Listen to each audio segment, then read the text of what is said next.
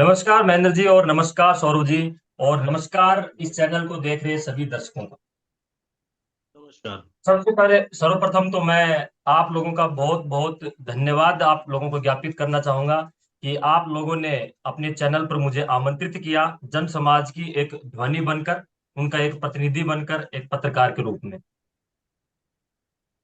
जैसा कि अभी हम इंटरनेट पर देख रहे हैं, जब भी किसी सनातन धर्म से संबंधित किसी साधना स्तोत्र आदि की सर्च जैसे करते हैं, क्योंकि प्रश्न आप लोगों के से पूछे जाने से पहले जो मैंने अपनी रिसर्च की है, तो जब सर्च करते हैं स्तोत्र आदि तो उसमें स्वामी रूपेश्वरानंद डॉट इन करके वेबसाइट खुलती है और उसमें बहुत अच्छे अच्छे बहुत सारे स्तोत्र आदि आ जाते हैं।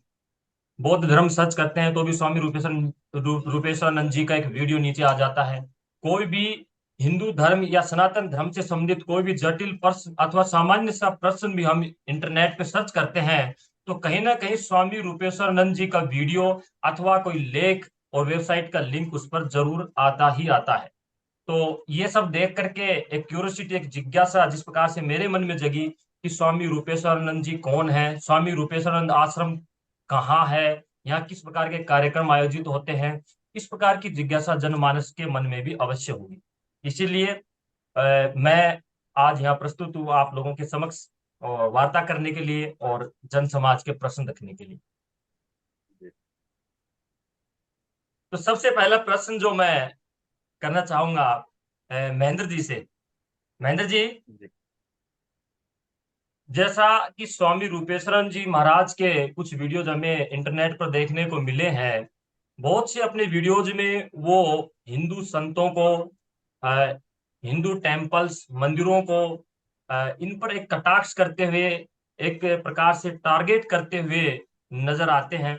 जैसे कि क्या कुछ नहीं उन्होंने, शंकराचार्य जी लो तो उन पर भी उनके वक्तव्य हैं, खाटू श्याम, बमलेश्वरी मंदिर, बालाजी और बौद्ध धर्म तक को भी स्वामी जी ने नहीं छोड़ा है, उस पे भी स्वामी जी ने बोला है। और वो बिल्कुल ही एक जो जन समाज और आज के जो समाज के अंदर जो अन्य धर्माचार्य जो बोलते हैं उस धारा से बिल्कुल ही हटकर है। तो ऐसा क्यों है? क्या ऐसा करके हर एक प्रसिद्ध व्यक्ति पर बोलकर स्वामी जी फेमस होना चाहते हैं? देखो, सबसे पहली बात तो यही है कि स्वामी जी सिद्ध महापुरुष है, ब्रह्मबोध संपन्न महात्मा है वो। तो उनको प्रसिद्धि की आवश्यकता नहीं है। प्रसिद्धि उन लोगों को चाहिए होती है जिनके पास में कुछ नहीं होता। जबकि जो लोग स्वामी जी से जुड़े हैं या जो स्वामी जी के से कभी मिले हैं या किसी ने स्वामी जी का कभी कोई वीडियो देखा है, उनके सानिध्य में किसी ने इंटरनेट से भले ही स्वामी जी की दी हुई कोई साधना उठाकर उसने साधना की है, उसने जो स्वामी जी के पीछे जो ऊर्जा, उस संकल्प के, उस स्तोत्र के पीछे जो ऊर्जा है उसको उसने अनुभव किया है, तो वो व्यक्ति समझ सकता है कि हाँ, स्वामी जी को किसी प्रकार की फेमस होने की या किसी प्रकार का एक पब्लिसिटी की आवश्यकता कभी नहीं है। और अगर स्वामी जी को पब्लिसिटी की आवश्यकता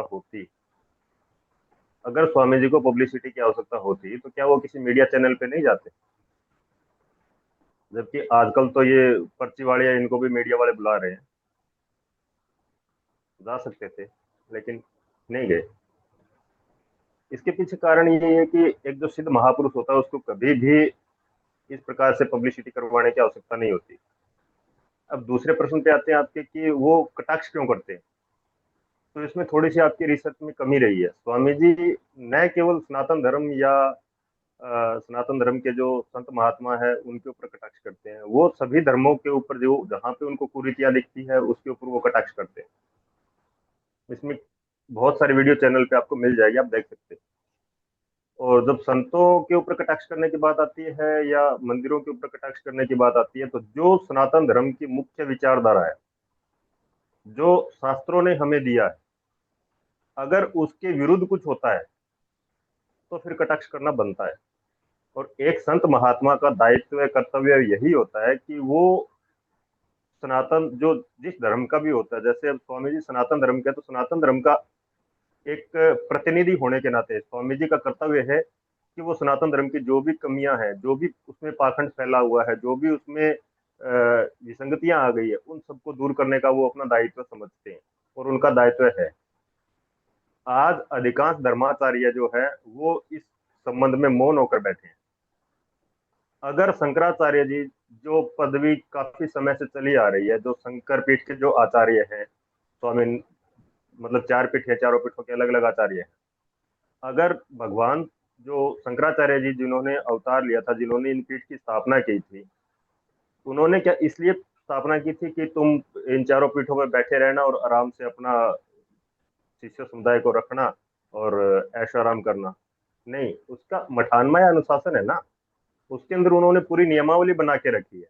उसमें सभी का कर्तव्य था कि ये क्षेत्र तुम्हारे हैं, इस क्षेत्र में जाओ, वहां पर जाकर के ग्राउंड पे लोगों के साथ मिलो, उनकी जो समस्याएं हैं, उनके जो धर्म से संबंधित जिज्ञासाएं, उन जिज्ञासाओं का आप लोग समाधान करो। लेकिन आज आप बताओ कि कहीं शंकराचार्य जा रहे हैं धरातल पे, कहीं घूम रहे हैं वो? कहाँ गए? कौन से एरिया के अंदर आपको शंकराचार्य जी जाते हुए मिले हैं? मठ छोड़ के कहाँ जा रहे हैं वो? जाएंगे तो किसी प्रेत दरबार में माथा टेकने के लिए जाएंगे। हो रहा है ना ऐसा? मैं गलत कह रहा हूं तो आप मुझे टोकना बीच में। ये ये प्रेत चीज दरबार, अभी आपने, महेंद्र जी मैं आपको टोकना चाहूंगा, प्रेत दरबार एक शब्द आपने उपयोग किया, इससे क्या हम्म, तात्पर्य? प्रेत दरबार में कौन प्रेत से प्रेत शंकराचार्य जी? दरबार प्रेत जी। दरबार का सीधा सा मतलब है जहाँ पे प्रेतों की पूजा होती है, जहाँ पे पर्चियां निकाली जाती है, वो प्रेत दरबार है। जहाँ पे किसी व्यक्ति के पास में अगर ईश्वरीय शक्ति है, ईश्वरीय उसके पास में सिद्धि है, तो वो उस सिद्धि को छिपाता है, ना कि उसका प्रचार करता है। कोई शब्द एक व्यास पीठ पे बैठ बैठ के कोई ठटरी जैसे शब्दों का प्रयोग करता है, वो अनुचित है? उचित है क्या वो? तो वो महेंद्र जी वो ये भी किसी देखिए संत ना आपकी, ये भी तो आप देखिए, जैसी आम जनता जो है, एक आम व्यक्ति जो है, वो देखता है कि कितनी भीड़ उमड़ती है, वहां लाखों लोग एकत्रित हो रहे हैं, क्या वो सभी मूर्ख हैं? अरे, अरे विजय जी, एक बात बताओ, जो व्यक्ति जिस क्षेत्र का ज्ञाता होगा उसी को उसी क्षेत्र में तो मिलेगा ना। अभी एक सामान्य व्यक्ति जो गांव में मजदूरी करता है या खेत में काम करता है, उस व्यक्ति को हवाई जहाज में बैठेगा तो वो यही सोचेगा ना, यार ये उड़ कैसे रहा है, बस क्यों नहीं उड़ती, सोचेगा ना। तो वही चीजें जो सामान्य समाज, उस समाज के साथ में भी तो है ना, उनको बेचारों को क्या पता कि कौन सा प्रेत दरबार है, कौन सी देव सिद्धि है। उसने बता दिया मेरे पास में फलाने देवता की सिद्धि है, लोग मान गए कि उसके पास में फलाने देवता की सिद्धि है। हनुमान जी हो गए, भगवान शंकर हो गए, भगवती काली हो गई, क्या इतनी सामर्थ्य है लोगों में कि उनका आवेश उनके अंदर आ जाएगा या वो उनके कहने पे काम करेंगे? हनुमान जी तुम इसको डंडा लगाओ, भगवती काली तुम इसको डंडा लगाओ, इसको उठा के पटको, नौकर है क्या वो आप इन लोगों के? कहने का अर्थ यह है कि जन समाज को सनातन शास्त्रों का ज्ञान नहीं है, और इस प्रकार के इसी का लोग तो उनको मूर्ख बना रहे हैं, आपका ये इसी का मानना है, कहना? जी। बिल्कुल बिल्कुल बिल्कुल, इसीलिए तो जन समाज को मूर्ख बनाया जा रहा है ना आज। जो समाज है वो समाज एक सिद्ध संतों के पास में, उनके महात्माओं के पास में, उनके चरणों में बैठकर ज्ञान नहीं ले रहा है, जबकि ऐसे लोगों के पास में जाकर के अपना माथा टेक रहा है, वहां पे 6 6 महीने, एक एक साल तक वहां पे फेरियां लगा रहा है, अर्जियां लगा रहा है। अर्जी का क्या मतलब होता है क्या? अरे, स्वामी जी ने साधना दी है ना, स्वामी जी ने अनुष्ठान दिए है, स्तोत्र दिए हैं, कवच दिए हैं। स्वामी जी ने किसी को ये बोला कि तुम मेरे पास में आके चक्कर लगाओ? हाँ, ये स्तोत्र है, वेबसाइट पे उपलब्ध करवा लिया, ये इसकी विधि ये है, तुम पढ़ो, इसका अनुष्ठान करो, अनुष्ठान करने से लाभ होंगे। लोगों को लाभ हो रहे हैं, लोगों के अनुभव कमेंट में आ रहे हैं, लोगों के अनुभव मैसेज में आ रहे हैं, टेलीग्राम पे आ रहे हैं। इससे ज्यादा और क्या चाहिए? तो इस बात को भी हम मान लेते हैं महेंद्र जी, लेकिन एक प्रश्न फिर से उभर के आता है सामान्य जनमानस के मन में, कि खाटू श्याम जहाँ पे लाखों की भीड़ जाती है, और जहाँ शायद, यदि मैं सही हूँ मेरी जानकारी तो भारत की माननीय राष्ट्रपति द्रौपदी मुर्मू भी वहां होके आई है, ऐसे हम्म, स्थान के संबंध में भी हमने स्वामी जी को जो वीडियोस देखे हैं, वो विरोधी स्वर के वीडियोज उनके हमें मिले। बालाजी जिसकी बहुत मान्यता है, लोग बहुत ज्यादा जाते हैं, राजस्थान में कहीं पर है बालाजी, तो उनके विरोध में भी उनके वीडियोज हमें देखने को मिले हैं, तो इस सब का क्या रहस्य है? माननीय द्रौपदी मुर्मू जी वहां पे गई, वो जी। धर्म क्षेत्र की विशेषज्ञ तो नहीं है, वो राष्ट्र की प्रमुख है, संविधान की प्रमुख वो हो सकती है, लेकिन धर्म क्षेत्र की प्रमुख वो नहीं हो सकती। उनको भी नहीं पता कि यहाँ पे क्या हो रहा है। वो किस क्षेत्र, किस एंगल से वो वहां पे गई है कि यहाँ पे जो है हारे का सहारा, उसके पीछे जो टेग लगा है, लोगों का जो एक भावनात्मक रवैया होता है, उस चीज को देख के नेता, राजनेता या जन समाज वो जाता है वहां पे। तो जो खाटू श्याम है, खाटू श्याम के बारे में अगर आप स्कंद पुराण में इसका वर्णन आता है। स्कंद पुराण में क्या वर्णन आता है कि पहले ये एक कोई यक्ष था, इसको ब्रह्मा जी ने श्राप दिया कि अगले जन्म में तू भगवान नारायण के हाथ से मारा जाएगा। राक्षस हो जा। राक्षस होने के बाद में इसने फिर सांप का उद्धार के लिए प्रार्थना किया, तो बोला कि अगले जन्म में भगवान श्री कृष्ण के हाथ से, भगवान नारायण के अवतार जो होंगे उनके हाथ से तू मारा जाएगा। और ये युद्ध क्षेत्र में आया। आने के बाद में भगवान श्री कृष्ण ने इसका सिर, मुंडी काट दिया, सिर काट दिया इसका, काट करके, और उसको फिर पहाड़ी पे स्थापित किया। उसके बाद में उसको बोला कि भाई हाँ तू यहीं पे रहेगा। तो वो जब भगवान श्री कृष्ण ने उसको ये आदेश कर दिया कि तुझे इसी पहाड़ी पे रहना है, तो फिर वो वहां से चल के 200-300 किलोमीटर दूर खाटू में कैसे आ गया भाई? अगर वो भक्त था भगवान का, तो भक्त के लिए तो भगवान से बड़ी कोई चीज है नहीं। और राक्षस था, वो साधना उपासना भी करता था, पूजा वूजा सब करता था, क्योंकि राक्षसों में तो साधना उपासना चलती थी। तो भगवान ने जब उसको वहां पे स्थापित कर दिया, उसके बाद में वो अपनी मतलब सिर के रूप में वो वहां पे आ गया। कई की उनकी ऐसी भी फैली हुई है कि वो नदी में बहते बहते वहां पे आ गया। अरे भाई कैसे आ जाएगा? और नदी में बहते बहते आ गया तो वो कब भगवान श्री कृष्ण थे वहां से बहते बहते आया, तो किसने पहचाना उसको?